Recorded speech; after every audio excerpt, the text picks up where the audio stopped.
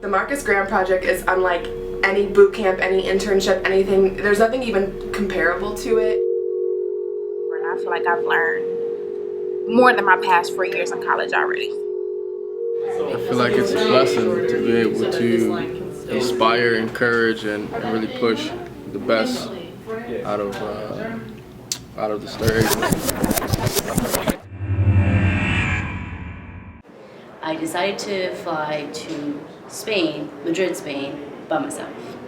And I traveled for 20 days and I went to 6 different cities by myself. I knew my grandmother had this great tasting lemonade, and I was in an intro to business class, so I thought, why don't I sell this lemonade to my classmates? They were always complaining about how there was no selection in school and how there was only the water fountain and they didn't enjoy that. So I started selling my lemonade to my classmates, and soon it became a fully operational business, and I had my product shelved in about 5 stores in the Chicagoland area. I'm going to tell a story about another internship that I've been doing since the summertime. It's called the Mother-Daughter Project. It's through the University of Chicago. Basically, it is a group session that we hold. It's geared towards helping pre-adolescent African-American girls living in low-income areas deal with anxiety and depression. This guy comes over and he hands me a flyer for an independent film. And about 1 o'clock on a Tuesday, I get a phone call, and it's this guy, and he's like, "Hey, I'm with this film, and if you can be here in an hour, you've got the job. You can take our photographs. You can be our set and stills photographer." And I quit via post-it note on my boss's desk. So one time I was working with a nonprofit organization. It was actually a church, and they wanted to kind of venture into social media. And one of the things that the pastor of the church told me he wanted to do was he wanted to be on Snapchat. I was like, cool, we can be on Snapchat. And he was saying, you know, I really want to get out there, I want to do things like DJ Khaled. And I was like, so you're going to be like a pastor doing DJ Khaled? And he was like, yeah, another one. There's so many. At the end of the week, all it was pictures of his beard. I was not able to find a job. I was applying since that February, was getting no. I was like, okay, so nobody likes me, that's fine. The application was due at midnight. I turned my application in like at 11:56. For a month, I was pretty much up and down the road, going to Chicago, interviews, filling out applications, talking to other people, and then like a week after I was finally settled and, you know, feeling positive, I got an email from John Middleton saying that I got accepted into the Marcus Graham Project. I actually got denied first in the Marcus Graham Project. A couple days later, Ramon calls me up. He says, "Congratulations, you got into the Marcus Graham Project." And I go, "No, I didn't."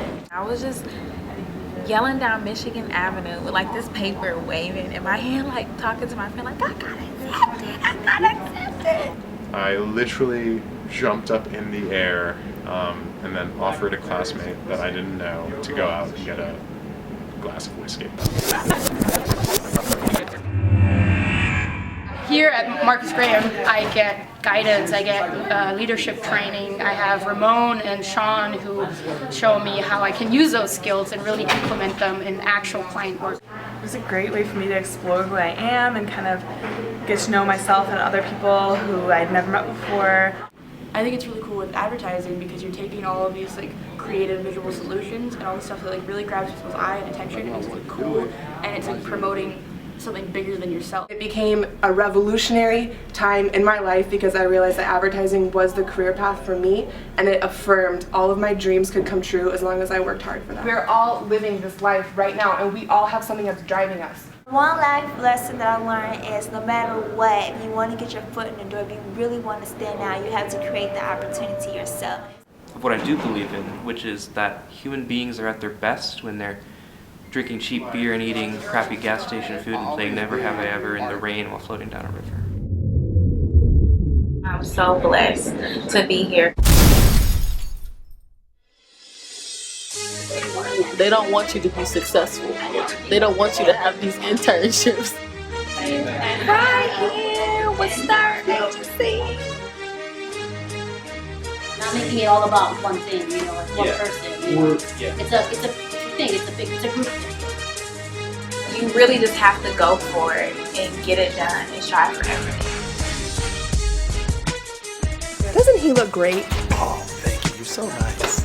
I'm lying. Even in this product, this time you have now, start to make goals for yourself.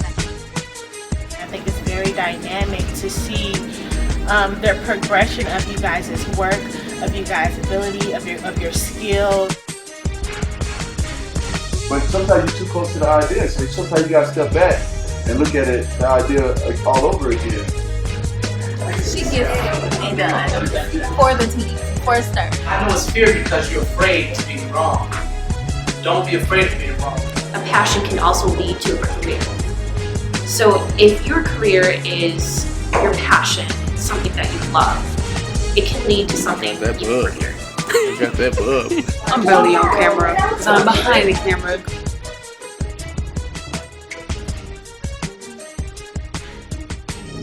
Don't overthink.